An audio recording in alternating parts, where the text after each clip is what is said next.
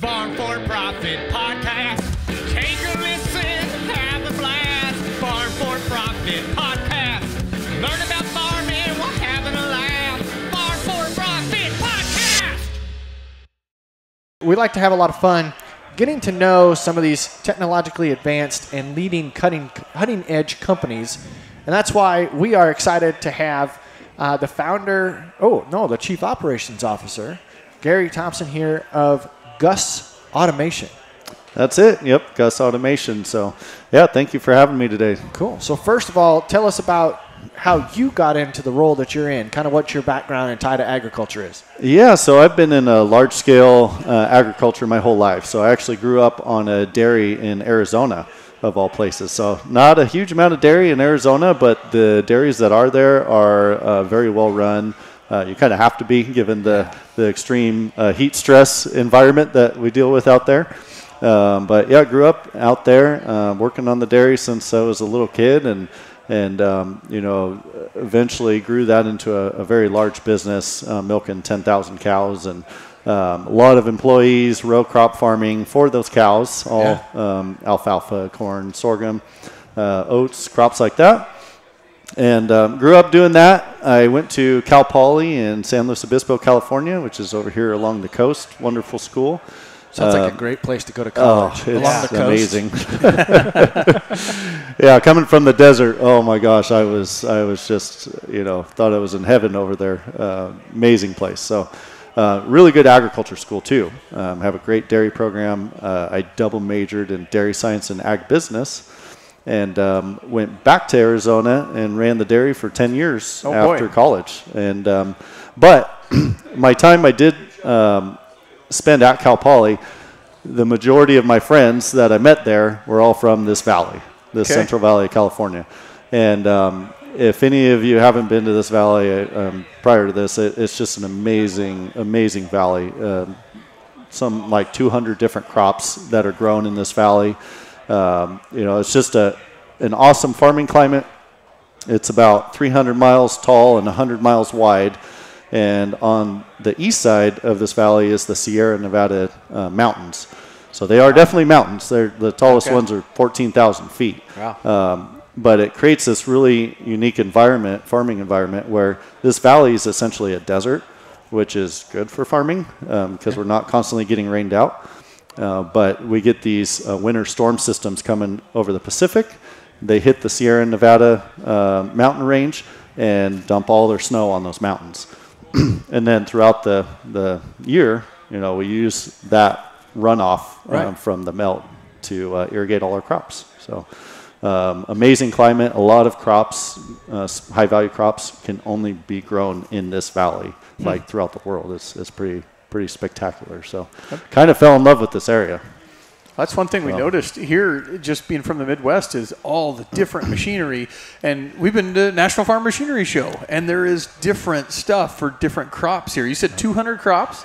Yeah, something like that. There's some like 200 crops, and a lot of those, like I said, there's very few climates in the whole world that they can be grown, and this happens to be one of them. So almonds is a perfect example. There's very few spots in this world you can successfully grow almonds, and here we have 1.5 million acres of them. So, So there's all kinds of specialty crops and specialty equipment. When you came to school, did that lead you into GUSS? Not quite yet. So the networking I did at Cal Poly was a lot of what eventually led me to GUSS, but spending a lot of time in this valley, hanging out with the new friends I was meeting, and just being amazed by all the variety of crops, the cattle that were here. I just always thought, man, if I ever did anything different than dairying in Arizona, this is where I'd be. And eventually it was an itch I had to scratch, and I made the decision about 7 years ago now to move to California. I started farming some almonds myself, and teamed up with Dave Crinklaw. He's the CEO of GUSS Automation, and I can go into that background of where that whole thing came from as well. But teamed up with him and Chase Shapansky. He's our CTO, very brilliant guy, and we started this business, and off we went. How do you just get started farming almonds? Do you take over an orchard or whatever you call that? What do you call a group? Orchard. Yep, orchard. So you take over an orchard of somebody else because you can't just plant a tree and get almonds that year. No, it takes about 3 years from planting to harvesting your first crop. But yes, I had to find a house to live, and I said, you know what, I want to live out in the country and raise my kids in that environment. That's what I grew up in. So we bought an existing almond orchard, and then was able to plant some more acreage behind us, and so kind of dove right into it, and never done trees before, but I figured it out, and it's been a lot of fun. So what does GUSS stand for?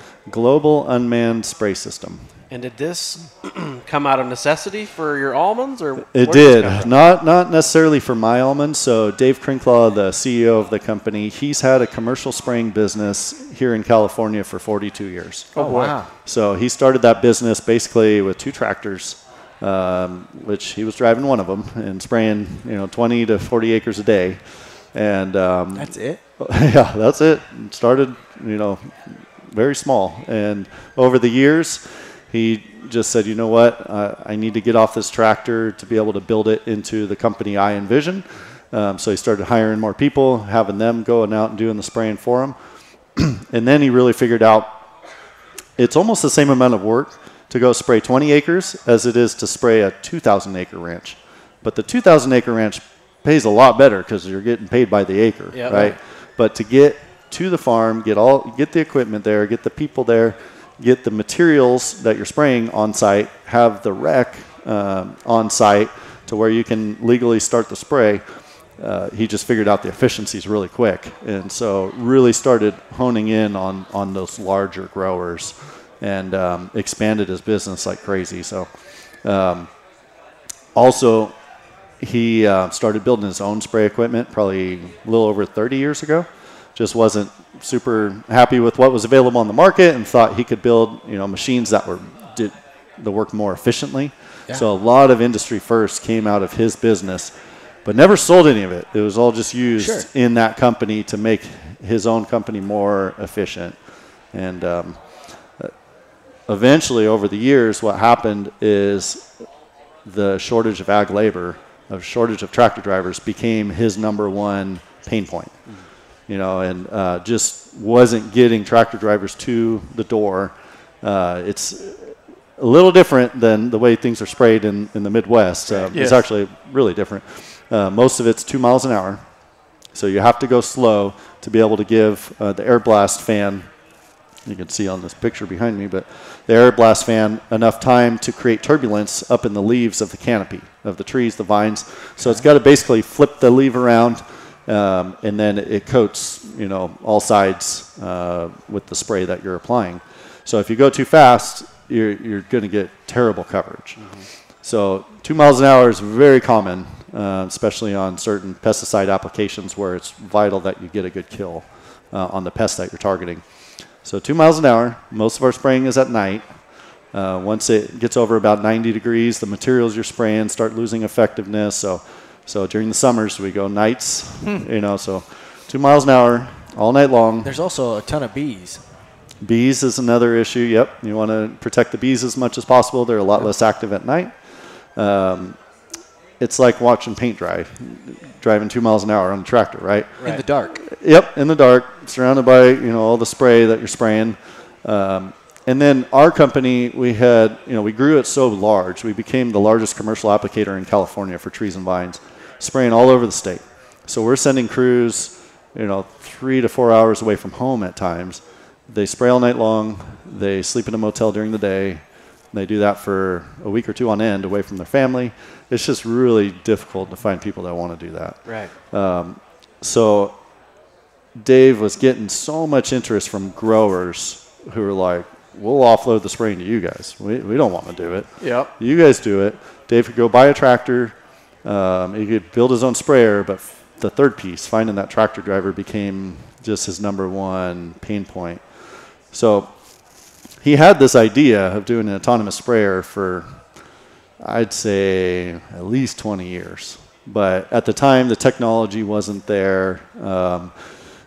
Anybody he ever kind of shared the idea with, they said, well, that's great, but it won't work under a tree canopy because GPS signal doesn't go through a tree canopy, which is very true.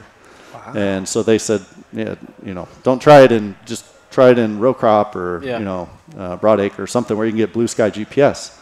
And Dave said, well, that would be great, but that's not my my market. I don't spray those crops. I spray trees and vines. And so eventually it got so bad that it was 2014. He said, you know what? I'm either going to innovate or get out of this business. And so he decided, just walked out one day into the shop, drew on the shop floor what he thought the world's first autonomous orchard sprayer should look like, told his guys to order up some steel, and they just started building the platform. So zero clue how to automate it, right? And like I said, everyone said it can't be done in an orchard, but he's like, we'll figure it out. Can't be that hard. That's one of his famous lines. Built out of necessity. Yeah. I mean, he was at a point where it was a true turning point or breaking point for his business. Exactly. And had to do this to survive and grow. Exactly. So okay, so before we dive further into this, I know our listeners on the audio side won't be able to see what's playing in the background. So it's a good excuse for those that aren't here watching today to go to YouTube and watch. Yep. But Corey, describe GUSS. I want to hear your vocabulary. Put a description as to what GUSS So I'm not looks looking at one right now, and I'm not looking at the screen, but I saw it in Florida. We saw it actually work in Florida. They had like a little remote, and it went out and drove around. It was pretty cool. It's kind of like this, really, I call it a low, there's a lot of low tractors, right? Because you got to get under the orchards or under the trees. Low profile. Yep. Stainless steel, long, low, kind of got meaty tires and a big fan on the back and no cab. It reminds me of an LP tank or an anhydrous tank on wheels, low profile. And like he was describing, it's got the big fan on the back that has to blow the leaves around. I didn't realize it was for blowing the leaves around for coverage. I thought that's just what it was to get the spray out. Yeah, it's kind of a dual purpose. Yeah, you're trying to really get that spray up high, but also create that turbulence in the leaves. So. Right. Yeah. So that's what How did he do? Yeah, I think so. Okay. I was thinking like a silver bullet locomotive, like the silver bullet train, that you see. That's what I was thinking. But it makes a lot of sense as you describe the reasons why the automation or the innovation was happening because of the need. And then to add automation to it solves the people problem. Yeah, exactly. So what was our kind of driving initiative from day one is that we wanted to utilize our own workforce to run these machines. So that was a non-negotiable. It was we had to make it the user interface simple enough to where we could take our existing spray supervisors or spray tractor drivers, teach them how to run the user interface, how to run the machines, and then not only teach them how to run it, but give them 8 machines and say, here, you go monitor 8 of these things. So one person can run 8. Correct. You call it a swarm? Are they running it like together or just all individually? Basically together. Yeah, you can kind of set it up however you want. But with air blast spraying, very typical volumes that you spray is 100 to 200 gallons per acre. Whoa. So that's a big difference also in comparison to what's typically done in row crops. It's just the sheer volume. So what that really introduces is a nursing factor that becomes incredibly important when it's air blast spraying, because that machine, you can't just put a 2,000 gallon tank on it. You already mentioned it has to be low profile to fit under the trees, trying not to damage the trees, trying not to knock the crop off. So GUSS has a 600 gallon tank, and at 100 gallons an acre, you're typically only going to spray about 40 minutes before that tank's dry. So one thing that Dave really perfected over multiple decades is nursing. So batch mix the material into a larger nurse truck that has a 2,500 gallon tank on it at your well site, and then you drive that nurse truck out to the field where the sprayers are spraying. The sprayers never leave the field. They just basically make their turn on the headland. They'll automatically stop when they enter the next row. The nurse truck fills a machine, and then you send it. So it's 3 minutes of downtime. Then the nurse truck will fill 4 machines. So 3 minutes of downtime. What's very common in orchards and vineyards still is people spray until they run out, and then they get out, they mark the tree that they ran out on, and then they drive the tractor 1.5 miles down their avenue to get to their well mix location. And then they mix and then they drive it all the way back, and 45 minutes to an hour goes by that you haven't been spraying. Right. And so the nursing is just very efficient. So you might be at the end of a row and you'd fill it with your batch, even though it's not empty. Correct. And what we'll do is we'll calibrate the sprayers to where they'll just have a little bit of water left in them by the time they exit whatever row we decide. So if we think we can do 4 rows to refill or 6 rows to refill, we'll calibrate the sprayers to where they'll exit that last row with just enough water to where you're not cavitating the pump. You're not running out on the last few trees. But we also don't want to be inefficient and carry 200 gallons into a refill. We want it to be just about right before empty. You load it, you send it again. 3 minutes of downtime is just super efficient. So let's back up to 2017. Yep. Draw on a picture on a floor. Let's build some metal. We put it there. Wasn't it 2018 that you came to World Ag Expo and showcased this? So 2014 was the drawing on the floor. Gotcha. The machine, it took about 9 months to be physically built. Okay. And then it took another about almost 2.5 years to figure out how to make it drive itself. How to make it drive. Down a tree row, make a turn and come back. So we finally got it there in the end of 2017 where we trusted it enough to go down a row, make a turn and come back. And then we debuted it here at the farm show in 2018. So you guys had one driving all 3 days of the show. So. Wow. You guys had no automation experience. I mean, who did you lean on? Yeah. To get that? Going back to Dave's innovations over the year, he did have some automation experience. Okay. So designing mechanical vineyard pruners that use cameras to look at the cordon of the vine and make subtle adjustments to the cutting heads to where they can follow the vine and make a nice, precise cut. Also, he was one of the innovators with sensors that were looking at the young trees. When you drive through a new planting of trees, sensor sees the tree, turns spray on, turns spray off, and there's a gap, right? Okay. So this is going back 25 some odd years ago. He was one of the first that was utilizing sensors like that to save materials, target trees.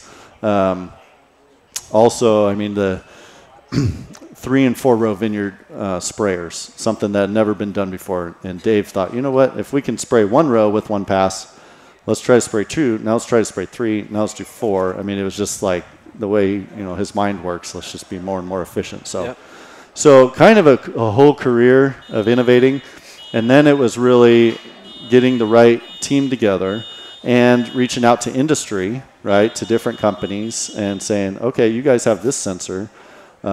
We'd like to implement that into our machine, and this company has this sensor, and then we talk to them about how we can make it all work together, and off we go. So. And now you have multiple different models in today's market. Because you have a mini GUSS, correct? Yes. Okay, gotcha. You got a mini-me? Mini-me. $1 million. Yes. So what? How many different models are there? So today we actually have 4 now. So we started with we just call it GUSS, but it's basically our orchard machine. Okay. That was the original one. It's meant for almonds, pistachios, walnuts, like all the nut crops, as well as citrus. Anything that has kind of like a wider planting spacing around that 20 feet range. And then after that, we had so much interest from vineyard growers and growers that had super high density orchards that said, man, that thing's amazing. We have the same challenges, but it's too big to fit in my vineyard. Can you make a mini one? And we kept hearing that over and over. Can you make a mini one? Make a mini one. And finally we said, yeah, we can. So we made a mini one, and then when it came time to name the machine, it was kind of obvious. We had to call it Mini GUSS because that's what everyone called it. So built that, introduced that one to the market, and then after that, kind of the next logical step for us was an herbicide applicator, because we could essentially borrow the same platform that we had already built and designed. All we did was took the fan off the back. We could decrease the horsepower of the motor, so it's actually the same engine block, but it's derated down to 74 horsepower because we don't have the fan. The fan requires about 100 horsepower continuously. So big horsepower demand's gone on the herbicide machine. And then what we did is put sensors on it. So it's sees the weed, spot sprays the weed, to make it really precise. So it's just got spray booms coming out the sides and off the back, goes through the orchard, spot sprays the weeds as it's going. So that's the third model we built. And then the one we're really excited to introduce at this World Ag Expo is our electric GUSS. So first battery electric machine we've built. Everything prior to that has been all diesel powered. And we're really excited about this machine just to give growers, an option to meet their sustainability goals. Because that's really where this came from, is just companies coming to us saying, look, we have these sustainability initiatives in our company. Part of that is we want to have some battery electric tractors on our farms. Will you guys be part of our solution or not? And we love diesel engines, but we're like, well, we can do something. So the battery technology is there. You feel that you get the runtime that you need to be. That's the number one challenge, and for that reason, we opted not to do an air blast sprayer, because I just mentioned the air blast. The fan on it takes 100 horsepower at all times. Yep. And then you still need another 25, 30 horse just to drive the vehicle. Yep. So when we calced it all out, it's like, well, we can probably get 2.5, 3 hours of runtime, maybe. Like, nobody's going to be able to use that. Yep. Instead, why don't we go to our lower horsepower platform, which is our herbicide applicator. No fan on it, just got to drive the vehicle, got to run the herbicide pump, and we figure we can get 10 to 12 hours of runtime out of that machine. So I didn't expect you to say that long. Yeah.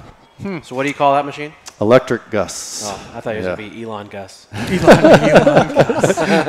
That's a good idea. That's a good play there. Yeah. Probably the best thing you've said all day, Corey. Good job. So one thing that we've talked about, getting to see technology at the John Deere booth, spot spray, everything. I have a prediction that everything's going to get smaller. And we're not, because in Iowa, especially in the Midwest, we're as wide as the road can handle. We're wide and as fast. It's as big and as fast as it can go. And I foresee the future without cabs, just like GUSS, to where now maybe there's just individual machines and individual implements, and they all stay on the farm. Yep. And we're not even transporting them anymore. They stay on the farm, and then we remotely control them. You're in technology, you're in futuristic type stuff. What's your look on the future? Yeah, no, that's an interesting observation. So we've kind of already been confined to small, whereas row crop, as you mentioned, just got bigger horsepower, bigger implements. Well, the trees and the vines to us have always been our limitation, right? So they've always controlled the form factor of the machines, the tractors that can drive throughout the orchard or the vineyard. So size-wise, we're already kind of constrained. I don't see us going any smaller. And a big part of that is, in order to do the work that we need to do, we need the horsepower, we need the fan size, we need the tank size in order to be efficient. Getting even coverage through a large almond tree is very difficult. Some of these trees can be 25, 30 some odd feet tall, and getting even coverage on those leaves at the top of that tree requires horsepower, good fan size, and holding as much water as you can on the machine just to be as efficient as possible. So doing, drone spraying in orchards, stuff like that, really isn't a viable option, just because you're not getting the penetration throughout this huge, dense tree that you need to be successful spraying it. So air blast, that's where it really comes in. How did you solve that GPS issue that you mentioned earlier? Yeah, good question. So very challenging. Typically, we still do use GPS on the machine, but we will initialize with GPS before we enter the orchard. But once we get into the orchard, it degrades very fast. And usually what it's going to do is it's going to think it's 20 meters off to the side of where it actually is. Now, with an autonomous machine, obviously that's a big problem, because you don't want it to just start driving over there, right? A big part of it is we utilize a LiDAR sensor on the front of the machine. So it serves two functions. It's always looking out in front of the vehicle. It's basically sending lasers out, and whenever it sees an obstacle, the laser will bounce back to the LiDAR, and it's kind of mapping its surroundings as it's driving. One function is for lane centering, so it's looking at the tree trunks, and then the software keeps itself centered down that tree row. Gotcha. Another function is going to be obstacle detection, and avoidance. So if there was a fallen tree or a power pole or a person that walked in front of it, it would see that obstacle, stop itself, send an alert to the supervisor who's monitoring that machine saying, obstacle detected. At that point, the supervisor can pull open the camera view. In front of that machine, there's a camera on every machine, and see what's in front of it. See, we were going to test that in Florida. Yeah. We were just going to throw Corey out in front of it to see, see how good it was. Yeah, we didn't. We chickened out. No, I wasn't ready to die. Turns out the LiDAR would have seen you, mapped We it, hope. and stopped it. I don't know. It took him a little while to get it up and running. He said he was having problems connecting, so it could have been. But yeah, it was in Florida, and if I remember right, they said that you could have a boom, like a spray boom on it, didn't they? Well, our herbicide machine has a narrow spray boom. So it's basically designed to spray up to about a 24-foot tree row. Nothing by any means that's optimized for spraying, row crop or broadacre. But we've had that question asked I could see countless times of, when you guys can do something in row crop. Is that a possibility? This is our niche. This is our, what we really understand the market we're in. So this is where we're really focused on these high value crops at this point. And so I've got two questions that lead out of that. As you have developed the technology and gotten it to where it is today, I want to get a comparison. You said one person sitting in a tractor could spray 20 to 30 acres a day. Mm-hmm. So now one person operating up to 8 GUSS. How many acres can you spray in a day? 8 GUSSes, you can spray 50 to 60 acres per machine, somewhere in there. So 8x, yeah. And that's just in one shift. So really 10x. It's basically 10x productivity. Yeah. So then talking about you want to stay in your lane with the company, right? This is where your niche is and what you're good at. We're here doing this interview on the stage at John Deere for a reason. What's the relationship between you and John Deere, and how is that going to help the rest of agriculture? Yeah, because there's no green paint on GUSS. There's no green paint on GUSS, but yeah, it's really goes back to when we debuted at this show in 2018. Originally, this whole thing was just a solution for our company. Yep. Never intended to sell it at that point. Didn't sell any of the other stuff we had ever innovated in the past. But this show in particular, we just had grower after grower after grower say, man, that's amazing. We have the same problems. Can we buy them? We don't like to use commercial applicators. We like to control our own spraying. Sure. And so hearing it over and over and over, we finally decided, you know what, there's some pretty good opportunity here. Maybe we should think about manufacturing and sales and all that. So we did take that plunge, obviously, started building them. And in the beginning, we were a direct sales model, direct to customer. So right here in the valley, we started, talking to growers and just selling them to them. We were doing the training, the parts, the service, all that. Well, didn't take that long, and part of that was Florida. We had a lot of interest from Florida and Australia saying, we have huge labor problems too. Can we buy those? And we're like, well, we're not ready to go set up a GUSS automation in Florida and another GUSS automation in Australia. Maybe we should utilize a dealer, network over there. And so that's what we did. And after doing that for quite a while, it's like, well, that's being pretty successful. Maybe we should reevaluate the way we're doing things here in our backyard too. So at that point, we started talking to Deere dealers here in California, and decided to go that route and doing the Deere dealer network.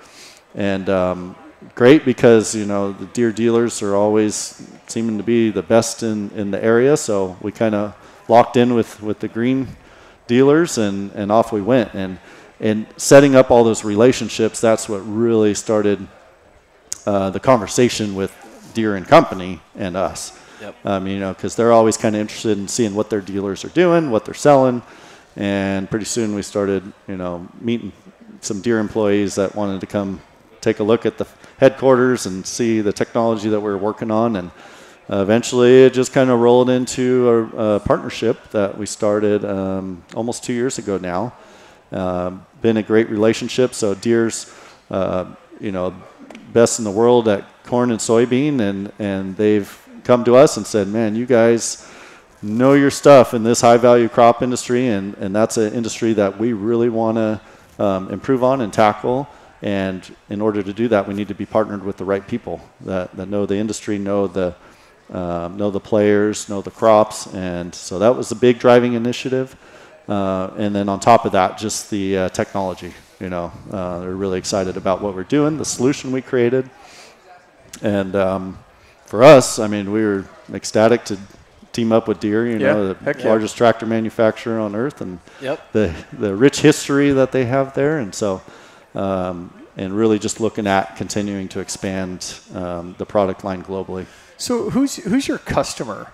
Is it the guy that owns 40 acres? Or is it just for the big guys? I mean, like, I'm sure there's a cost to them. And, who's the customer?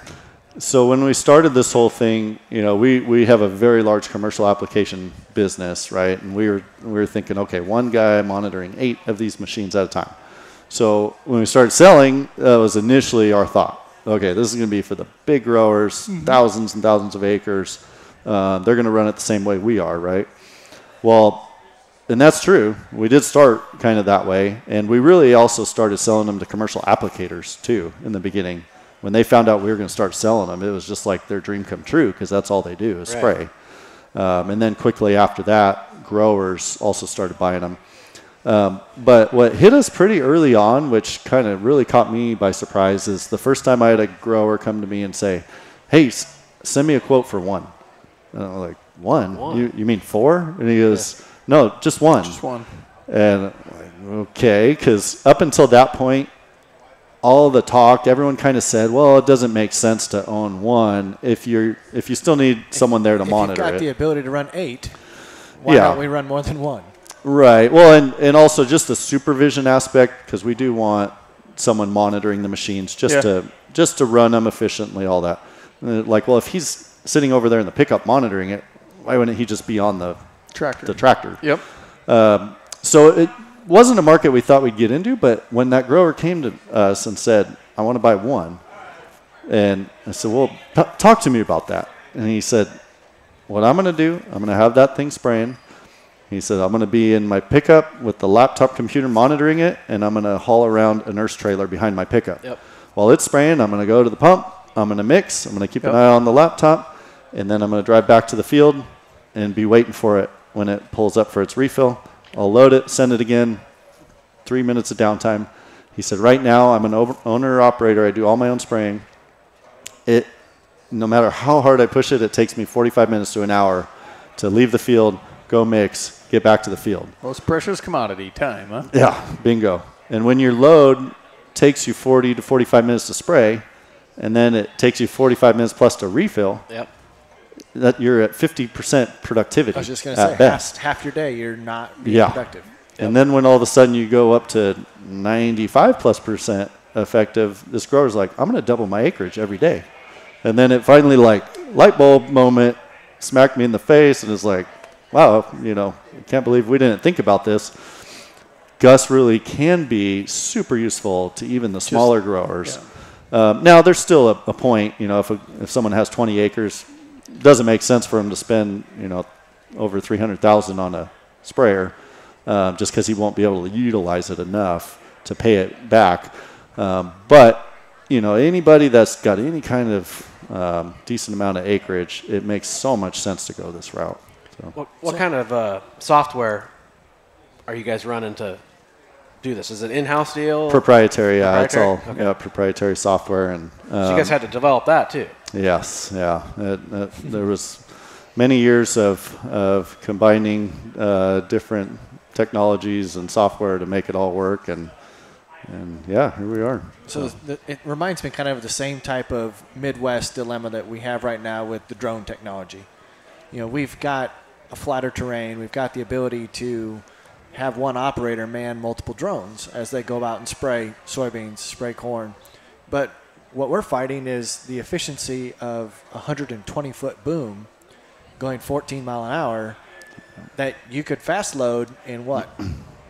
Well, you've got Deere's fast load system. You can do it in like 3 or 4 minutes. Yeah, so that's what we're facing on the row crop side. It makes an absolute ton of sense. So Dave and Corey, I want to challenge you quick.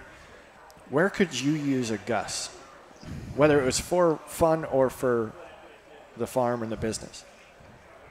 I'm just saying it like Dave, everything's going smaller. If I had a swarm of these, because I feel like anymore, we've got a Hagie, a high clearance crop sprayer. I feel like we live in the dang thing all summer long. And then it's not just one person driving it, it's one person tending it or with the nurse trailer. High volumes, not per acre, but per day.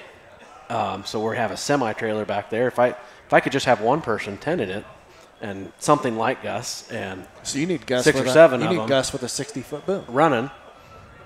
Yeah, and a tall.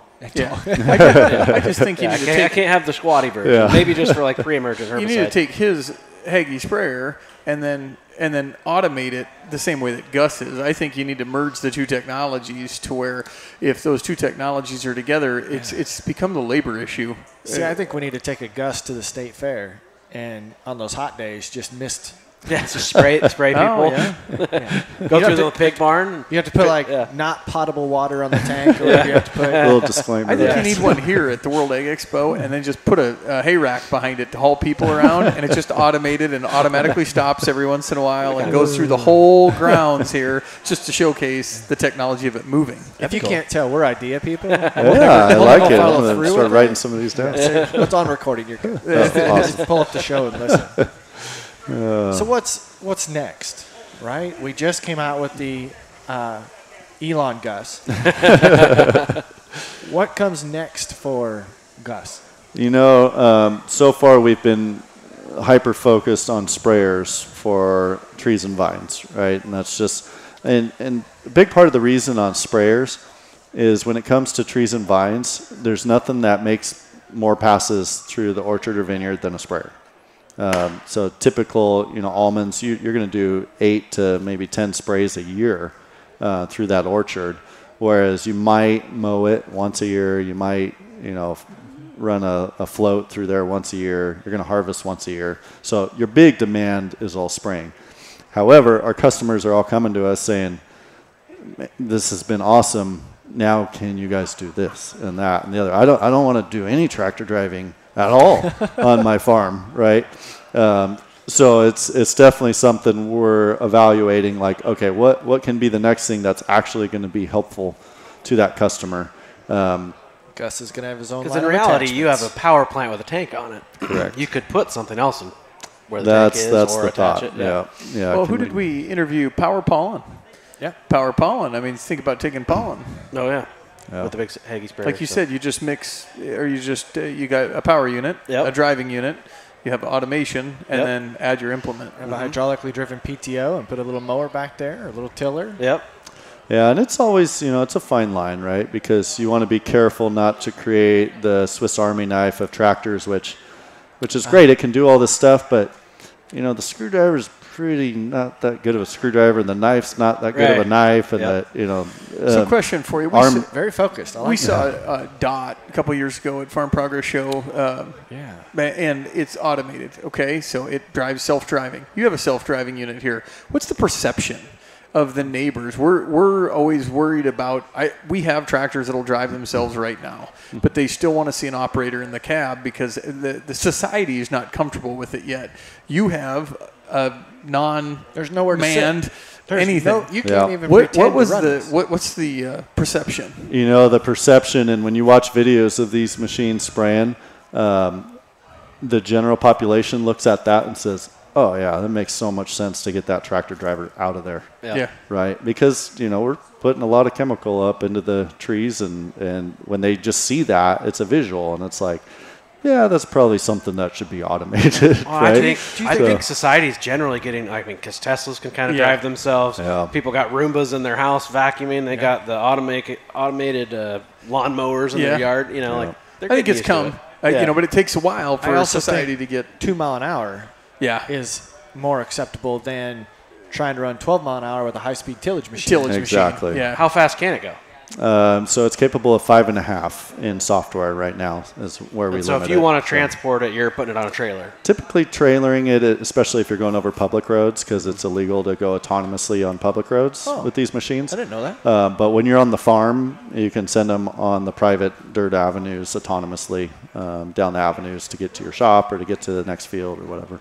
That would be kind of neat, right? Say, go home, and you go home, and you can have a cocktail and wait for it to show up at the shop. Oh, there it is. Question, rather than trailering it, now you need another set of axles, another set of wheels, another set of everything.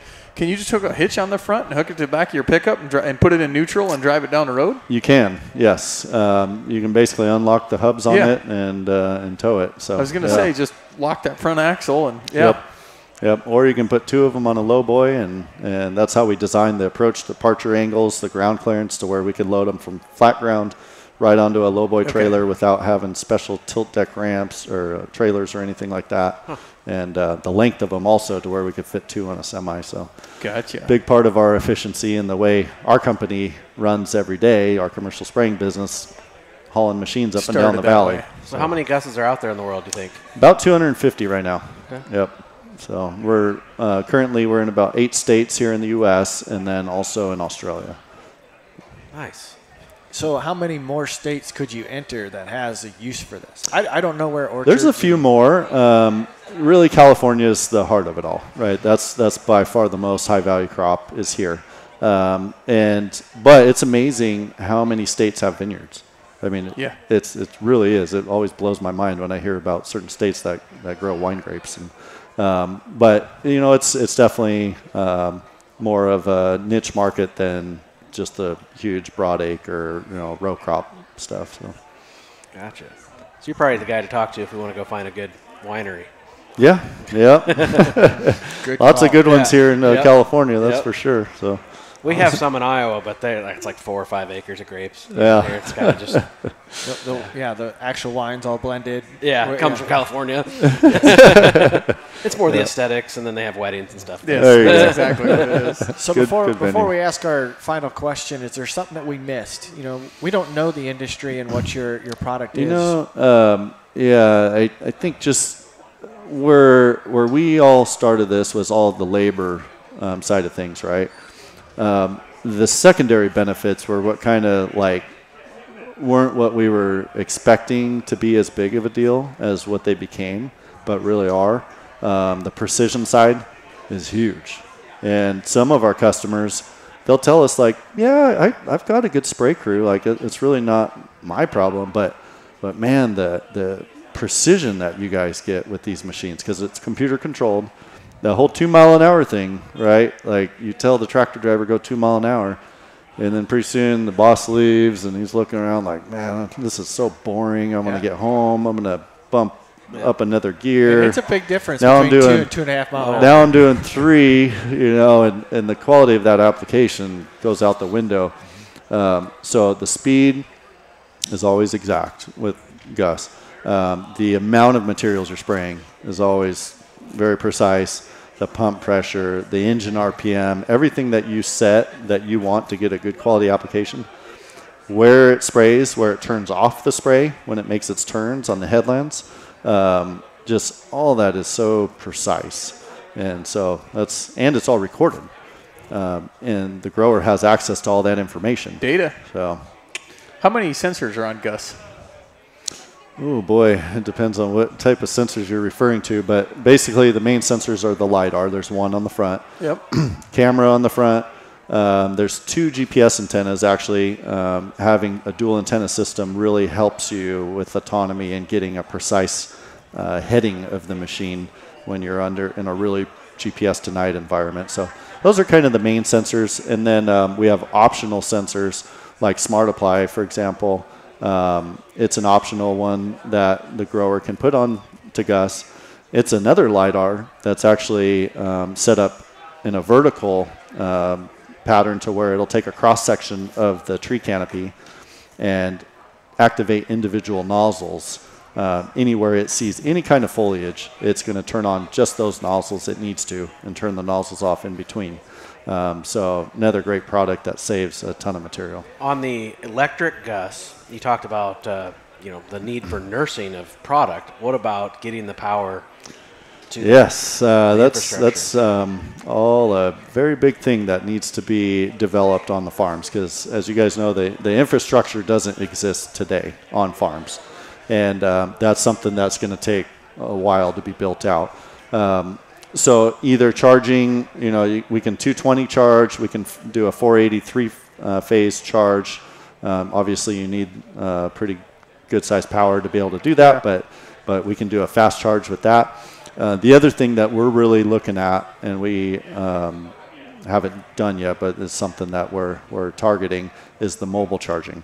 So many of these farms are very large, and the thought of running it for 10, 12 hours and then driving it back to a shop to charge and then sending it back over there, it's just really inefficient.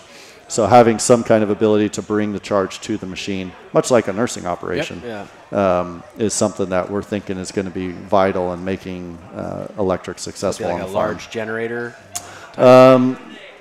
Battery banks on a truck or trailer, and then obviously Solar a way to charge all those batteries.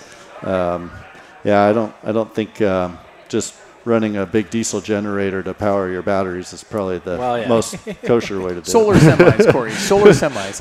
Well, I mean, if you ran like natural It gas, would work, if you did though. like natural gas or something like that, Exactly, yeah.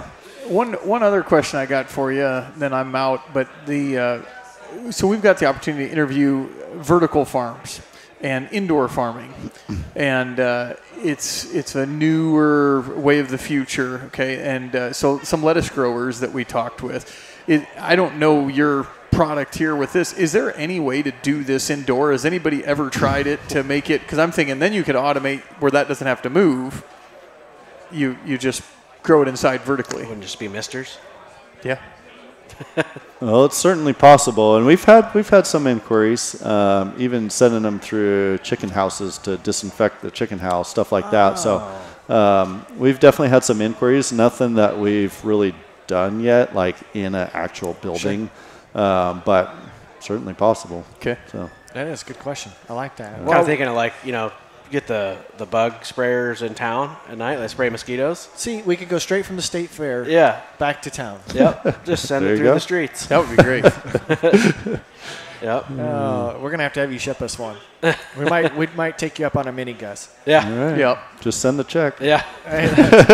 We'll talk about that. Yeah. So we like to wrap up with the same question to get some perspective from the various different guests that we have. Right now we're helping our listeners. If they want to go learn something new, we want to learn from those that learn in various styles. So how best do you as an individual pick up something brand new? What's been the most effective way that you've learned that you learn well? My college I went to, I referenced it earlier, Cal Poly, near and dear to my heart in a lot of ways, but learn by doing is their philosophy at that school, and couldn't agree more with that. I just got to get my hands dirty, dive into it, and you kind of learn and figure it out as you go. And that's the way we've done a lot of things. I think you can overthink things real quick when you're just, trying to research and study a book or something, and then it kind of stagnates you, and you don't make much progress. So sometimes you got to do like Dave did, go draw on the shop floor and order some steel and just start building it and say, that's scary. We're going to figure it out. Think that you might fail along the way, but if you can fail and learn at the same time. Exactly. We went and drew on the floor of our new studio, and we made our new recording podcast table. Yep. There you go. A lot of That's how you the get it good done. ideas come from the floor. I don't think anybody's ever stopped with version 1 either. From the floor up. Yeah. I like that. Well, Very good. We thank you, Gary, for your time. Appreciate you hanging out with us. How do they as the listeners, those listening to us sitting here today, go learn more about GUSS? I'd love to have you get to our website. It's gussag.com, so GUSSAG.com. And great videos of the machines operating on there. You'll see the various models, and love to have you check it out. If I ordered one today, when could I have it? Typically about 6 months lead time. Okay. Cool. Good. We'll get that mini on order. All right. Thanks, everybody, for hanging out and listening to the Farm for Profit podcast. We appreciate each and every one of our listeners, both in person and digitally. So until next time, have a good one.